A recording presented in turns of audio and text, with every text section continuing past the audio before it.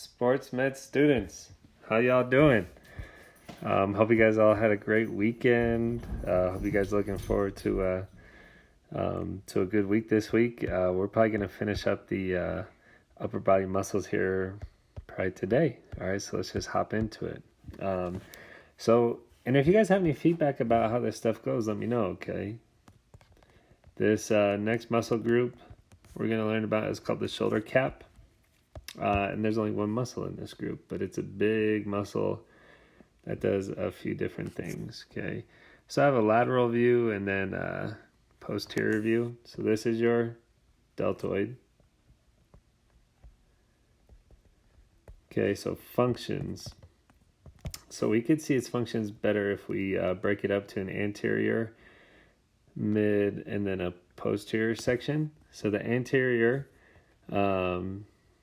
section does flexion, the mid does abduction, so abduction away from the body, and then the posterior does extension. So it's one of the only muscles that does opposing functions. So your deltoid is one of the only muscles that does opposing functions, and that's the first extra credit for today.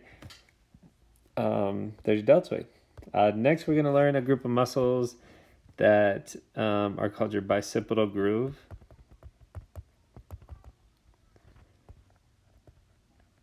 Your bicipital groove muscle group. And they're called your bicipital groove muscle group because they all insert. So if you look at the humerus, there's a groove. There's a groove right here. And that's where your bicep tendon runs. And all these muscles insert onto here on your bicipital groove. So actually, well, let's see. Well, we'll show you muscle first and then we'll go from there. Okay, so the first muscle we're going to learn, and you can see that, so this is posterior, right? So this is your latissimus dorsi.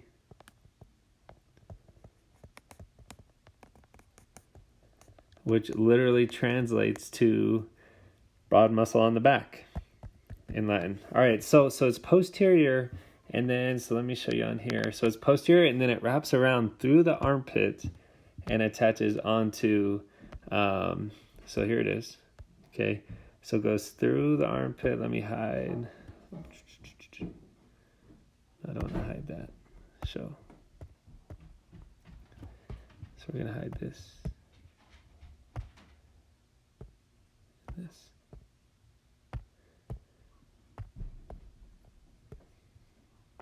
Okay, so that's your lat right there.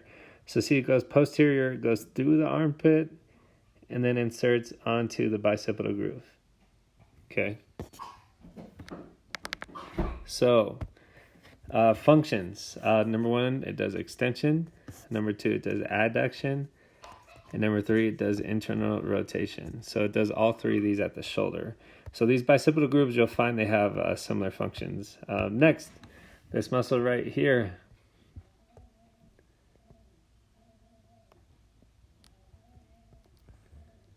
is your pectoralis major.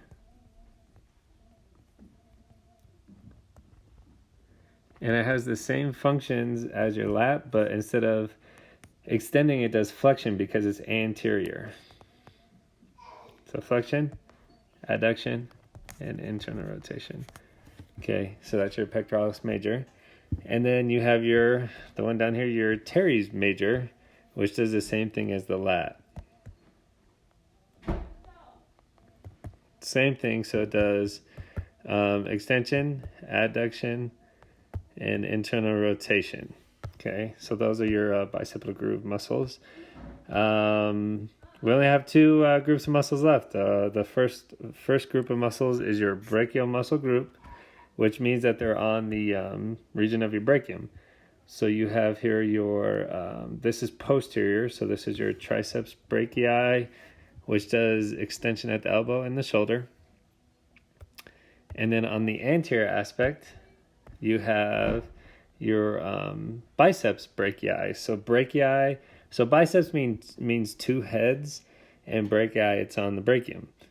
So it does flexion at the shoulder, flexion, and then also supination. Supination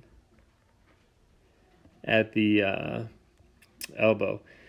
So for extra credit, number 2, what two bones does supination occur between? Radius and the humerus, okay?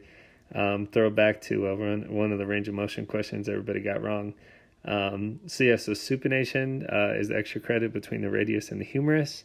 I don't know if you guys should look up the John Wall dance, and he does some good supination and pronation there, and you could see during supination the biceps brachii gets shorter. The last group we're going to learn is your antebrachial muscle group. So these are muscles on your antebrachium. So on the posterior side, I wonder if you guys could hear that music in the background. My wife does school with my boys in the afternoon and got some good dance music going on. Anyway, so on the posterior view, you have your wrist extensors, and they originate at the lateral epicondyle, and obviously they extend the wrist. And then on the anterior view, the wrist flexors originate at the medial epicondyle, and obviously they flex the wrist. And that's that. So good job learning all the upper body muscles there. I hope you guys have a great day, and we'll talk to you soon. Bye.